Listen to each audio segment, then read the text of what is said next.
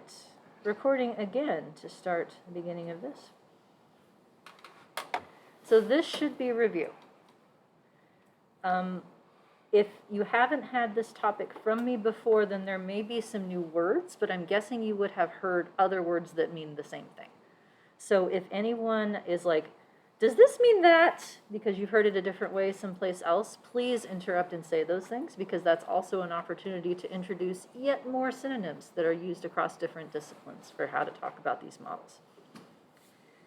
All right, so a big distinction in talking about how to analyze longitudinal data, how to generate hypotheses from longitudinal data, is when you're thinking about the way that variables relate to each other. It is essential to clarify whether you're thinking of this as a between-person relationship or a within-person relationship. So between person, we get our synonym list out. In two-level models, we call that level 2, inter-individual differences, things that are cross-sectional, essentially for predictors, or time invariant. So all longitudinal studies, because you have to have a single occasion before you can have repeated occasions, start out with this source of variability.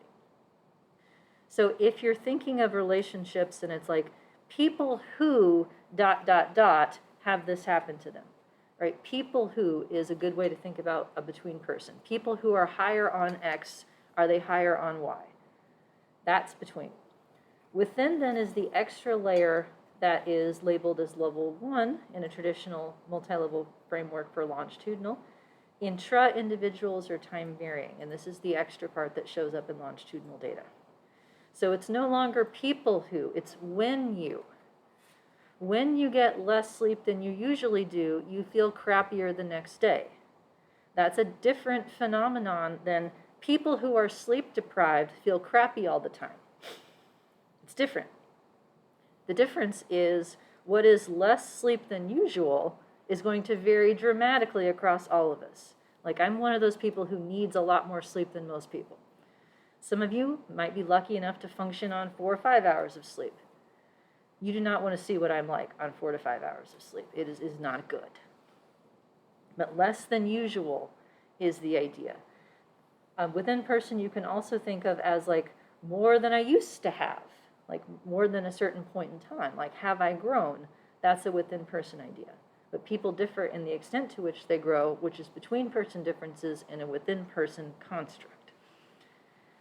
So it gets tricky very quickly. I've worked on a lot of longitudinal grants where I've read aims that say things like, I want to look at how this variable and that variable relate over time. Okay, which is that? Is it people who are higher in general, when you're higher than usual, when you're higher than you used to be? Like, what does that mean?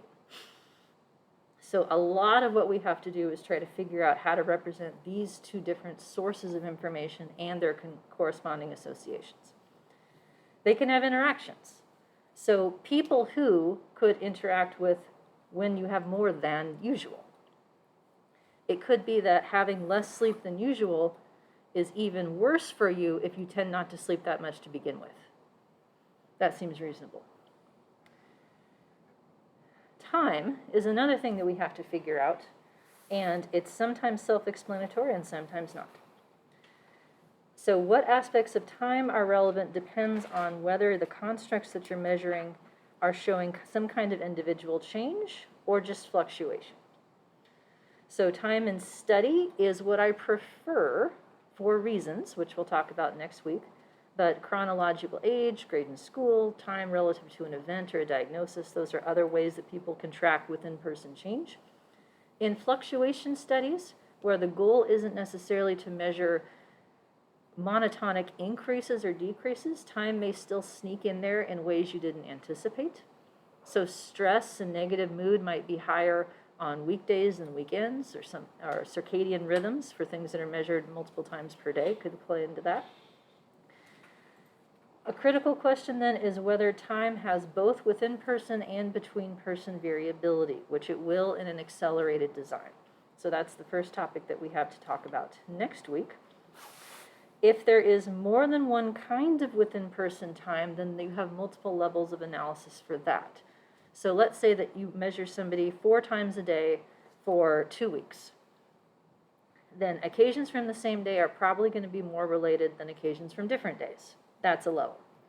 Days from the same person are going to be more related than days from different people. That's a level. So in that type of design, there's 2 layers of within person, not just one. So paying attention to the time structure is what makes this stuff very, very tricky to do. More terminology. Balanced versus unbalanced is going to control what options are available to you, what within the realm of multi-level versus SEM.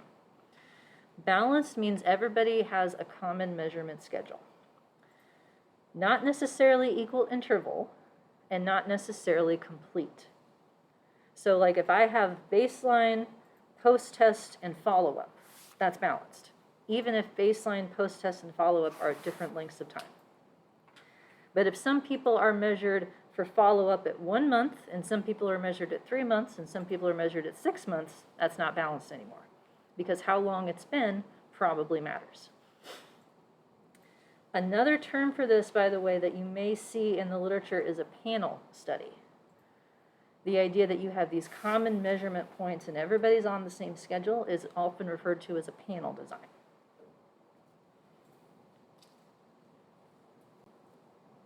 So unbalanced then means that the observations have different potential time values. So that can happen because of people not cooperating. That can also happen if you're using a time metric that varies between persons. So for instance, let's see, I see Allison, I'm going to use your data, one of the Zoomers here. She wants to study babies in the NICU who are born premature. Well, some babies get born super premature, like maybe 24 weeks or something. That's pretty bad, right? That's really hard to come back from. And others might be only like 36 weeks, which is fairly premature. So when you're born controls which occasions you could possibly have, because we can't measure you before you come out. Well, maybe, but that's kind of tricky to do. And if you're in the hospital, they're collecting measures for reasons that probably have nothing to do with your research study. Like they're keeping the babies alive. That's their reason.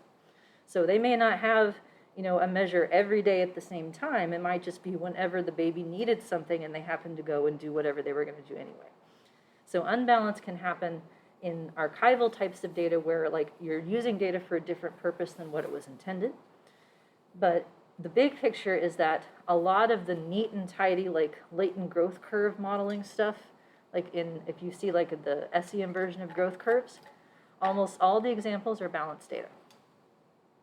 Because when you're thinking of occasions as distinct boxes, you have a time 1 box and a time 2 box and a time 3 box. And there's no room for a time 2.5 box. So that's where the idea of T-scores, or the indicator, what did I call it?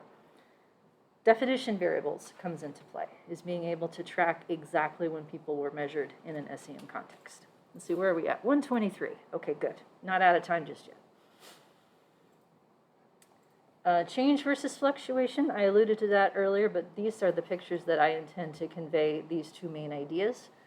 Whether or not you're looking at individual differences in change tends to be one type of models versus models where time is just a way to get lots of data.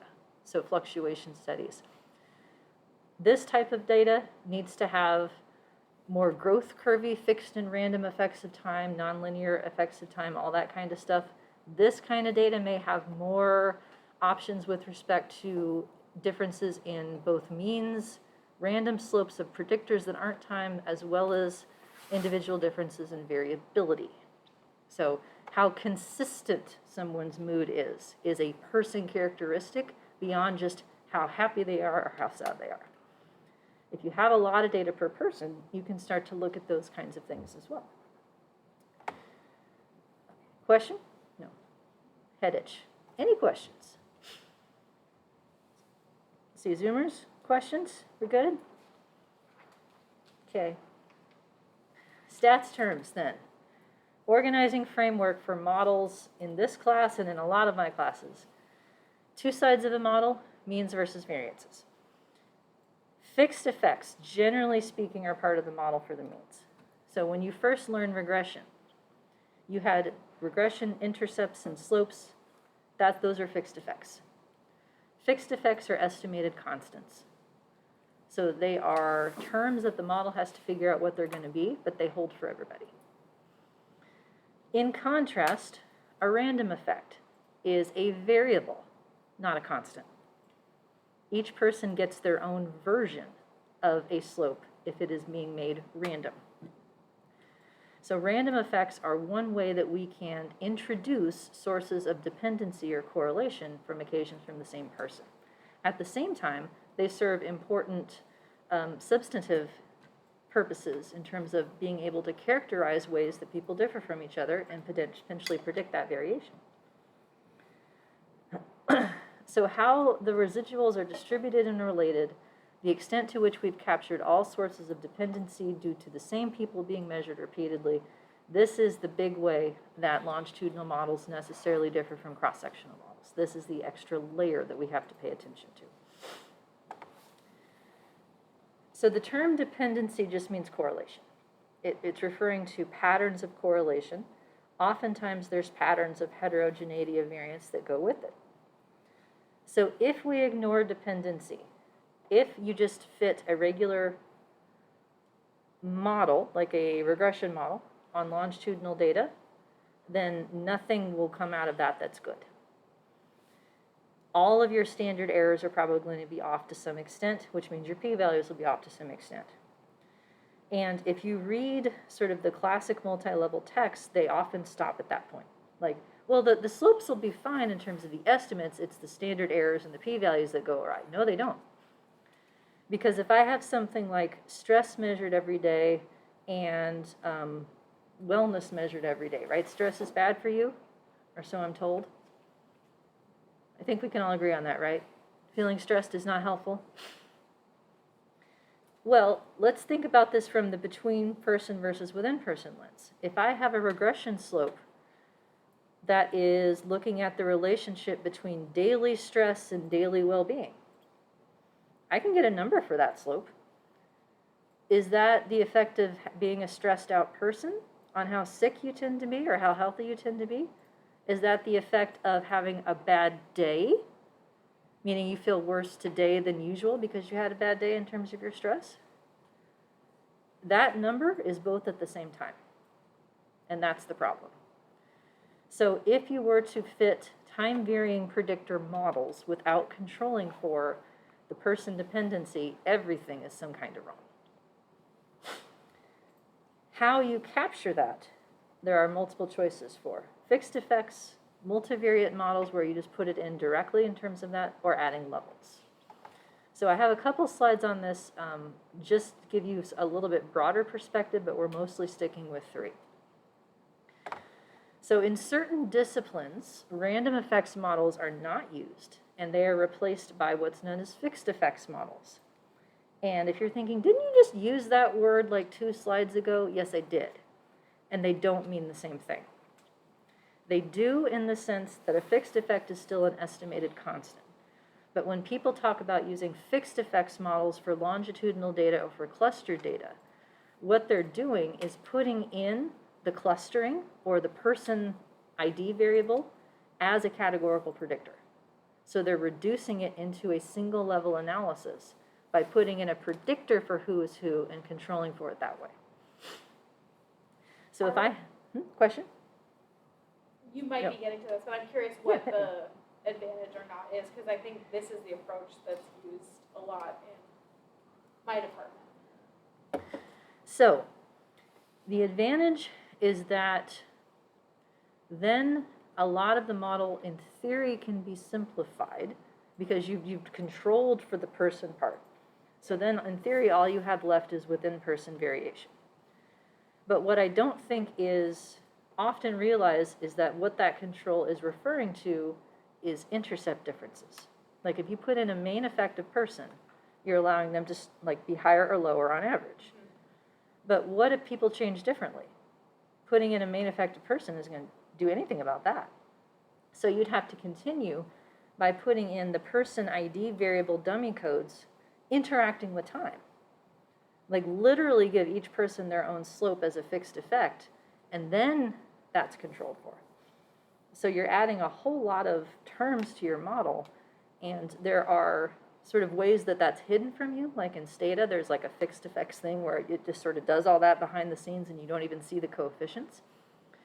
The reason that people would do that is there are tests that are older, like the Hausman test, I think, is one, where they test whether or not you need a fixed effect model or a random effect model. And if the test is significant, you have to have a fixed effect model, and that's the end of the story. However, that test is capitalizing on the exact same problem that we solve by making sure that our models properly distinguish between person from within person. The test being failed means you haven't done that yet. So there is a literature on how centering in multi-level models to distinguish levels of analysis and the relationship at each level is directly analogous to that. And if you're interested, I can send you a couple papers about that. I would love that. Thank you. Yeah. So there are some disciplines in which that's the way that you do it. If you're interested in making inferences about specific people or specific sampling units, this is a reasonable thing. Like if I'm a kindergarten teacher and I want to look at my children's progress, then I want to know how Susan did this week and how Bob did this week. And I might want a slope for each kid so that I can give that slope and that graph to their parents and talk about, Susan and Bob and whatever. But if you're interested in saying, why is it that some kids grow more than other kids? What characteristics or features or antecedents or causes or whatever you want to call it, then just knowing that each kid grew differently doesn't allow you to answer that question.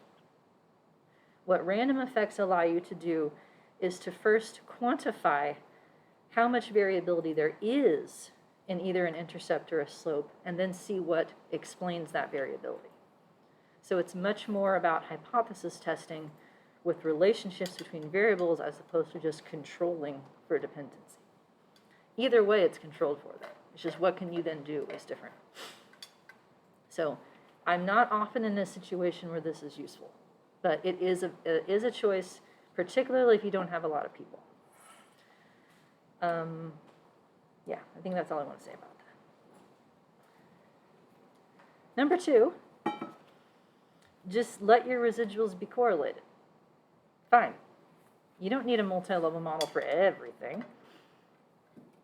Like if I have a pre-test, post-test design, repeated measures, I would just let those two outcomes be correlated, the end. You don't need a random intercept. You can't have a random slope if there's only 2. So if you have, say, a path model where you have a bunch of outcomes, if their outcomes are from the same person, there should be some kind of relationship between them, either a directed arrow, meaning one predicts the other, or an undirected arrow, meaning they just covary. That has controlled for dependency. You are allowing a dependency by letting them be related. And if you don't have that many outcomes, and if they're all in balanced data, that's a fine and reasonable thing to do. If I have a study where everybody's measured like at the same 2 or 3 occasions, it's balanced data, I would just fit an unstructured model for the variance, meaning let each outcome have its own variance, let each pair of outcomes have its own covariance be done. There's nothing else that's needed, and that will be right. Now, what if people aren't all on the same schedule? Then you can't do that. Also, what if you don't have a residual? When would you not have a residual variance, for instance? Yeah, like if it's binary. If it doesn't have a residual variance, it can't have a residual covariance. So in generalized models that are estimated using maximum likelihood, that's not an option. Anything using limited information might be an option, for instance. Like if you switch to WLSMV or diagonally weighted least squares, then potentially you could. So it's easy and straightforward, but not applicable to every situation. This is the approach that repeated measures ANOVA takes. And so I have just a reminder for those of us who are from that world. I grew up in psychology where repeated measures ANOVA was like bread and butter. Like that was like the thing that everybody used because everybody had these within subjects experiments. I never learned about that from the perspective of it being an actual model. But if you learn it from that perspective, then there are two different types of patterns of correlation. The univariate approach, which is compound symmetry. Everything is equally correlated with equal variance. Or the multivariate approach, which is unstructured, which is you let it be whatever you want. Either way, you have to have balanced data because you're fitting a separate fixed effect for every mean. So one mean and a bunch of mean differences gives you as many fixed effects as you have occasions. There's no ready way to put in time-varying predictors into that. And ANOVA is traditionally estimated using least squares, which means missing data are a problem. It's not the model that causes listwise deletion, it's the estimator. So switching to something that involves a likelihood function is a way around that.